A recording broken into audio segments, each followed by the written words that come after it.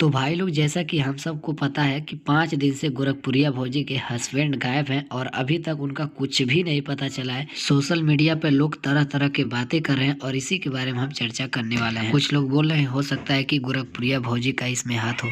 कुछ लोग बोल रहे हैं कि उनको बहुत ही शौक था चाय पीने का। और कुछ लोग बोल रहे हैं कि बियर बार में मैं देखा हूँ। और कुछ लोग बोल रहे हैं कि घर पे झगड़ा हुआ है। ये तो रियल बात है, गोरखपुरिया भौजी खुद ही बोली है वीडियो में कि शाम को झगड़ा हुआ और सुबह वो दिखाई नहीं दिए। और मतलब बहुत तरह तरह के सोशल मीडिया पर बातें आ रही हैं, बातें फैलाई जा रही हैं। तो इसमें क्या सच है क्या नहीं, बट विस्तार से हम इसमें जानेंगे और बारीकी से समझेंगे। उसके पहले आप लोग चैनल पर नए हैं तो सब्सक्राइब कर लीजिए और एक बार वीडियो को शेयर मार दीजिए। इम्पोर्टेंट बात जो है अब हम करने वाले हैं। तो भाई लोग, आप सभी को बता दूं, गोरखपुरिया भौजी के हस्बैंड यानी कि उनके महादेव को लापता हुए 5 दिन हो गया। 5 दिन से वो घर पर नहीं है और कहाँ पर है वो अभी तक कॉल मतलब कुछ भी अभी उनके तरफ से रिस्पॉन्स नहीं आ रहा है।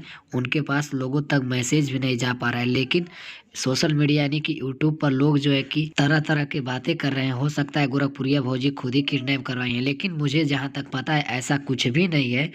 मतलब कुछ भी नहीं, ऐसा कुछ भी नहीं है दोस्तों। आप सभी का डाउट जो है कि क्लियर हो जाएगा जो मैं अभी बोलने वाला हूँ। आप सभी को बता दूं, गोरखपुरिया भौजी को अगर ऐसा करना रहता तो वो पहले भी कर सकती थी। लेकिन वो ऐसा क्यों करेगी?